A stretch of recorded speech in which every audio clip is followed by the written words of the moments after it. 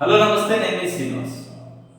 YSRCP senior నాయకుడు, శాసన మండలిలో వైఎస్ఆర్సీపీ పక్ష నేత బొత్స సత్యనారాయణ మాజీ మంత్రి ఇలా ఒక కీలకమైన స్టేట్మెంట్ ఇచ్చారు. లూలు కంపెనీ ఆంధ్రప్రదేశ్లో పెట్టుబడి పెట్టడానికి ముఖ్యమంత్రి చంద్రబాబు నాయుడు గారితో ఆ సంస్థ చైర్మన్ మన సమావేశమయ్యారు. దాదాపు సుదీర్ఘంగా 2 గంటల పాటు సమావేశమై బయటకు వచ్చిన తర్వాత కారు దాకా వచ్చి ముఖ్యమంత్రి చంద్రబాబు నాయుడు గారు వీడ్కోలు కలిగారు. అది పెద్ద చర్చ జరిగింది. దానిపైన తెలుగుదేశం పార్టీ నాయకులు, తెలుగుదేశం పార్టీకి మద్దతు ఇచ్చే పత్రికలు, టీవీ ఛానళ్ళు పెద్ద ఎత్తున ప్రచారం చేశాయి. జగన్మోహన్ రెడ్డిని చూసి భయపడి లూలు కంపెనీ రాలేదు, జగన్మోహన్ రెడ్డిని చూసి భయపడి పెట్టుబడులు రాలేదు. ఈ చంద్రబాబు నాయుడు గారు వచ్చిన తర్వాత పెట్టుబడులు వరద వస్తుంది, మాకు నమ్మకం వచ్చింది చంద్రబాబు నాయుడు గారిని చూసి, అందుకే పెట్టుబడులు పెట్టడానికి వస్తాను అని చెప్పి ఆయన ప్రకటించినట్టు వీళ్ళు చెప్తున్నారు. దానిపైన బొత్స సత్యనారాయణ గారు ఒక కామెంట్ చేసిండు.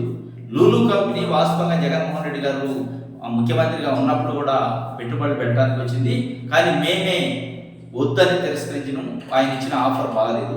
ఎందుకు అంటే ఆ పెట్టుబడుల కోసం ప్రభుత్వం ఇవ్వాల్సిన భూమి 1300 కోట్ల రూపాయలది ప్రభుత్వం లూలు కంపెనీకి ఇస్తే, లూలు కంపెనీ పెట్టే పెట్టుబడులు 600 కోట్లు మాత్రం. అంటే మనం ఇచ్చేది ఎక్కువ ఉంది, వాళ్ళు ఇచ్చేది దాంట్లో ఆఫ్ కూడా లేదు పెట్టుబడులు. కాబట్టి గవర్నమెంట్కి వర్కౌట్ కాదు, నష్టం వచ్చే పరిస్థితి ఉంది. కాబట్టి మేము ఎట్టి పరిస్థితుల్లో దానికి ఒప్పుకోలేదు.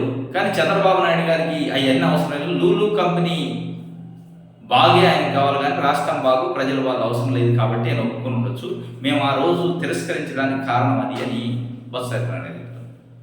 వాస్తవం కూడా 1300 కోట్ల రూపాయలకు సంబంధించిన ఆంధ్రప్రదేశ్ ప్రజల సంపదని భూమి రూపంలో లూలు కంపెనీ ఒక ప్రైవేట్ కంపెనీకి అప్పచెప్తే, ఆ ప్రైవేట్ కంపెనీ ఇవాళ ఇచ్చేది 600 కోట్లు పెట్టుబడి పెట్టిందట. పెట్టి 600 కోట్లకి పెట్టుబడి పెట్టి లాభాలు పొందే వ్యవహారం తప్ప దానికి ఏదో జబర్దస్తుకునే వ్యవహారం తెలుగుదేశం పార్టీ నాయకులు, ప్రభుత్వం చెబుతుంది. ఇది ఎంత మాత్రం కరెక్ట్ కాదు. జగన్మోహన్ రెడ్డిని చూసి భయపడి రాలేదంటే జగన్మోహన్ రెడ్డి ఒప్పుకోలేదు. రాష్ట్ర సంపద ఎక్కువ నష్టపోతాను మనం, వాళ్ళ పెట్టుబడి దారుల కోసం మనం ఎందుకు నష్టపోవాలని ఆగిండు అనేది బొత్స సత్యనారాయణ చెప్పిన పరిస్థితి. ఇదే కాదు, రాబోయే పెట్టుబడుల విషయంలో కూడా చంద్రబాబు నాయుడు గారి పెట్టుబడిదారులకు ఫేవర్గా, రాష్ట్రానికి నెగిటివ్గా ఉంటాడా అనే ఒక చర్చ కూడా జరుగుతుంది. పెట్టుబడిదారి వ్యవస్థకే మద్దతుగా ఉంటాడు తప్ప ప్రజల కోణంలో ఆలోచించడు. దానికి మన ఒక ముద్దు పేరు పెట్టుబడి తెచ్చుడు చంద్రబాబు నాయుడు అని చెప్పే ప్రయత్నం తెలుగుదేశం పార్టీ మీడియా చేస్తుంది. దేనికి పెట్టుబడులు వస్తాయి? పెట్టుబడి దేనికి వస్తాయి? పెట్టుబడి పెట్టినప్పుడు దేనికి వస్తారు? వ్యాపారం చేసుకొని లాభం పొందడానికి వస్తారు. అదేదో పెద్ద గొప్ప విషయం అయినట్టు, అదేదో వాళ్ళ ఫౌండేషన్ అయినట్టు, ట్రస్ట్ అయినట్టు, ఇక్కడికి వచ్చి ఉచితంగా సేవ చేస్తున్నట్టు ఒక కలరింగ్ ఇచ్చే ప్రయత్నం చేస్తారు తప్ప దీంట్లో 100కి 100% పెట్టుబడి పెడతానికి వచ్చినట్టు ఏ కంపెనీ అయినా ఒక రూపాయి లాభం కోసం వస్తారు తప్ప దాంట్లో ఏదో ఈడ దాన ధర్మాలు చేయడానికి రావడం, దాన్ని ఏదో పెద్ద ఎక్స్పోజ్ చేసి పెట్టుబడులు వస్తున్నాయి చంద్రబాబు నాయుడు గారు వచ్చిన తర్వాత అన్ని పెట్టుబడులు ఏది వచ్చేది?